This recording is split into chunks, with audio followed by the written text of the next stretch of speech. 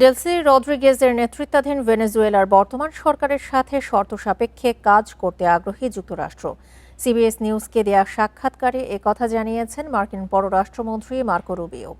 যদিও এর আগে শনিবার সংবাদ সম্মেলনে ট্রাম্প বলেছিলেন ভেনেজুয়েলা পরিচালনা করবে যুক্তরাষ্ট্র। রুবিও বলেন, ভেনেজুয়েলার বর্তমান নেতৃত্ব সঠিক সিদ্ধান্ত নিলে তাদের সাথে কাজ করতে যুক্তরাষ্ট্র প্রস্তুত। তবে ভেনেজুয়েলার বিষয়ে যুক্তরাষ্ট্র সব বিকল্প প্রস্তুত রাখবে বলেও জানান তিনি। রুবিও আরও বলেন, ভেনেজুয়েলায় অভিযান কোনো আগ্রাসন নয়, তাই এর জন্য কংগ্রেসের অনুমোদনের প্রয়োজন ছিল না। এদিকে ভেনেজুয়েলায় আবারও হামলা চালানোর হুমকি দিয়েছেন মার্কিন প্রতিরক্ষামন্ত্রী পিট হেগসেথ। তিনি বলেন, ভেনেজুয়েলার কাছে যুক্তরাষ্ট্র যা চায় তা না পেলে আবারও হামলা চালানো হবে।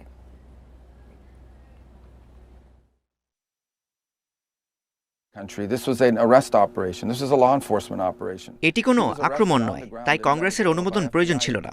আমরা কোনো দেশ দখল করিনি, এটি ছিল আইন প্রয়োগকারী সংস্থার গ্রেফতার অভিযান।